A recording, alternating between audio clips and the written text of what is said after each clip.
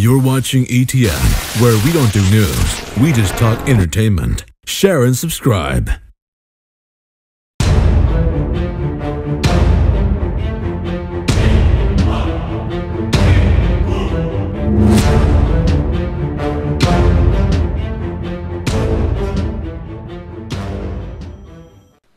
Hey guys, welcome to Entertainment Talk Nation. This is Rob.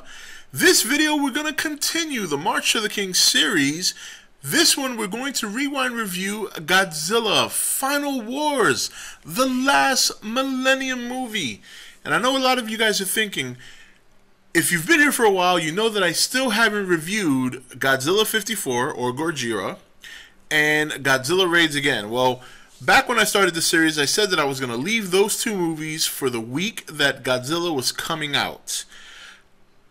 Well, guess what? We are a week away. I cannot believe how far we've come since I started this series back in what? Early October of last year? Incredible. Incredible. 29 weeks. Minus 4 weeks where I did take a break. Kind of cut that in between each series. But let's get down to this movie. I enjoyed it. Straight up, I enjoyed it. I haven't seen it in a while. I've seen it twice before. And I remember watching it the other two times that I did like it a great deal. That hasn't changed. For whatever reason, because there are a lot of cheesy parts in this movie, for whatever reason, I just enjoy it. There's a number of reasons. There's a number of things that take place in the movie that I really like. But yes, there are a lot of flaws in this movie. First of all, the Matrix fighting, and I can understand why they did this. The Matrix, at the time this movie came out, was a very, very popular movie series. And at this point, I think the third and the second and the third Matrix had just come out within the last year before this movie was released.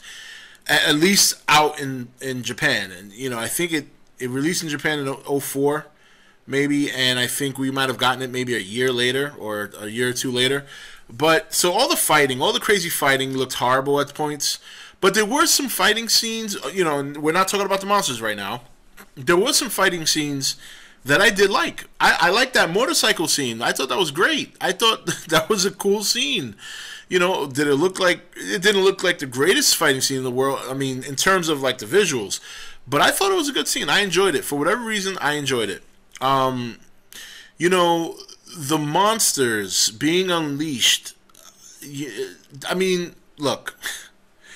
The first time we get to New York,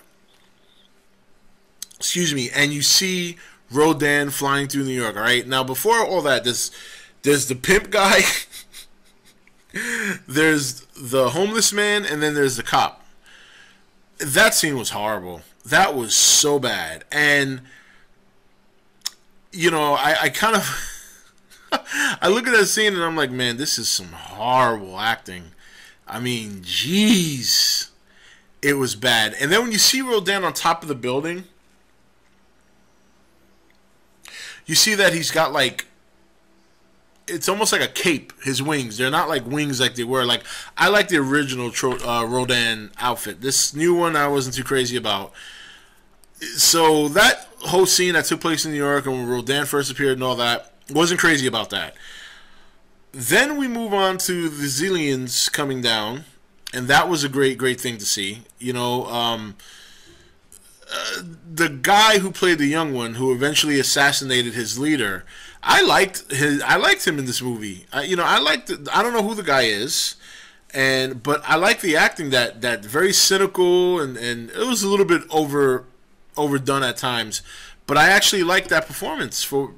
I just thought it was good. But again, there's cheesy moments as well, like when at the end when him and the other Kaiser guy are fighting, and then he starts glowing, and the only thing I could think about was The Last Dragon. I swear to God, I heard in my head, "Take life one day at a time. That's what a wise man said to me."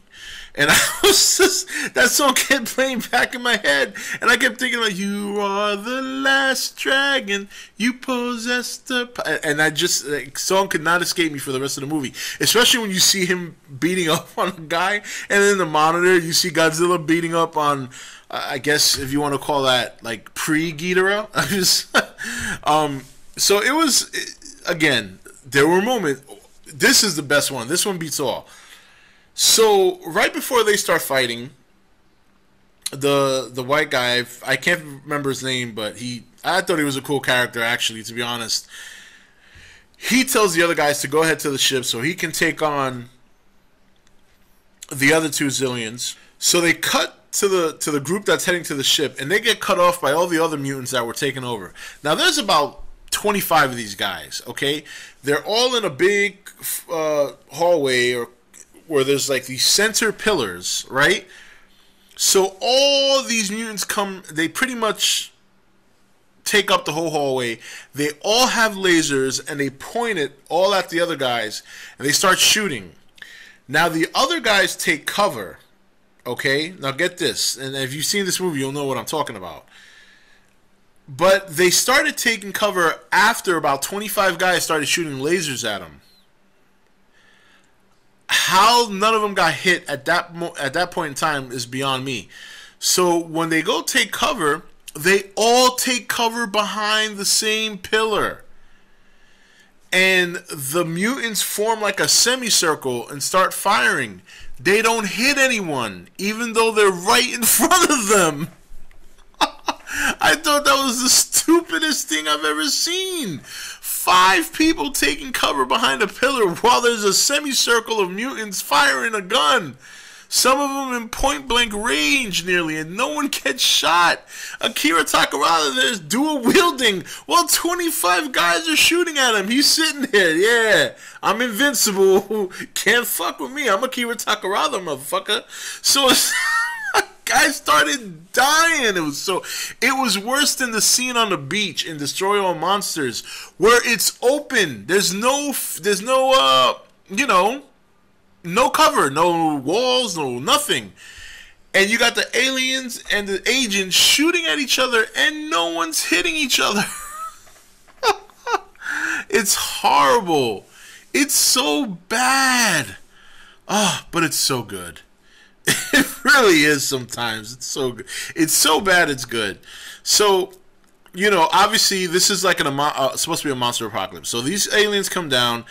They make it appear like they saved the world by taking the monsters away.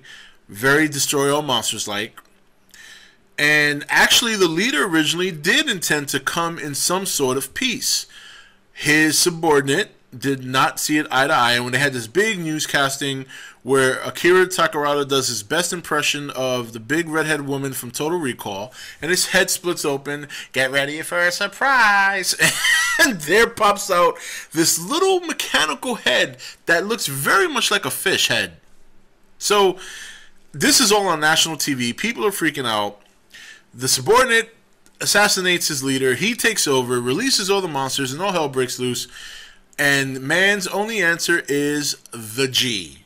And they head up to go get the G, where we get none other than a cameo from The Rock. Yeah, this guy looked he's got the sideburns going on. He's got the same tone. Pretty big dude. He's sitting there rocking out to the Godzilla vs. Mechagodzilla soundtrack in a Hawaiian shirt, and his buddy looked like Gary Coleman grew a couple of feet and then went on steroids.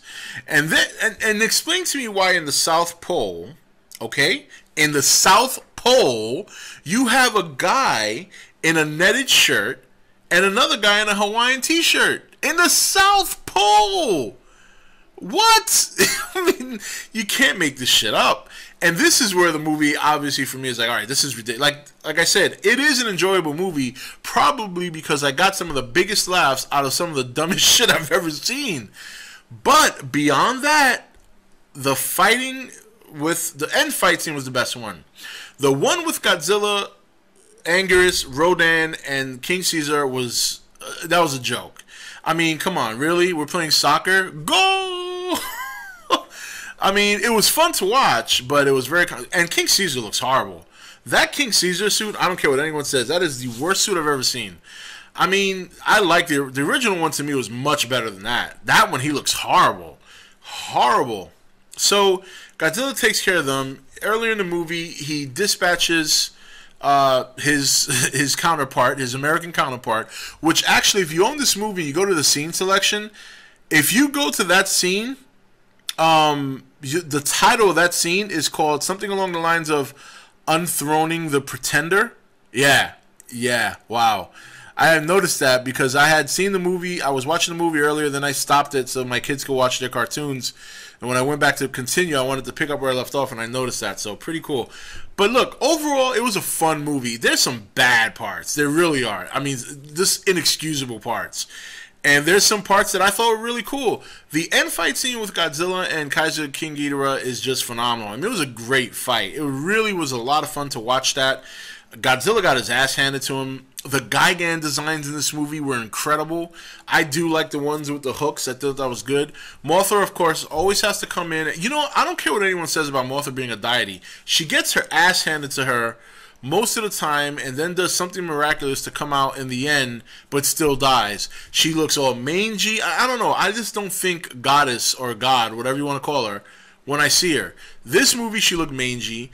Gigan whooped her ass. She got a lucky shot in where she dodged his little disc, and I don't even see what the point of her there. I just would have rather seen Godzilla take them both on by himself, to be honest. But anyway, not that she didn't do her thing. That little fire flying through Gigan thing was pretty cool, I guess. But great movie, and that Kaiser Ghidorah design was great as well.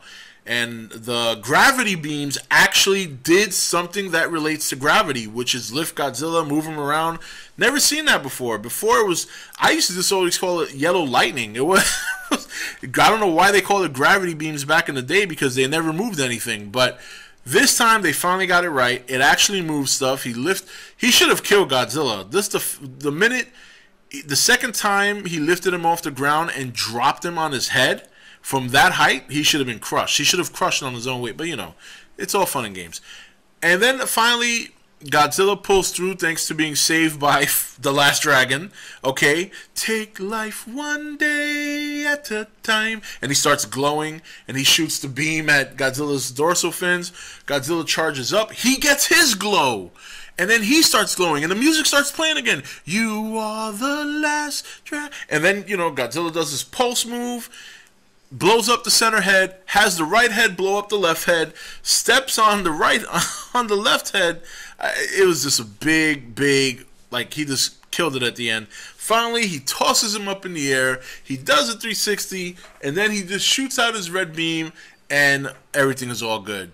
Manila comes to say, Daddy, you did a great job. Don't kill the little people. He says, okay, son, I'm going for a swim. He follows. Everybody's happy, and that is the end of the Millennium series.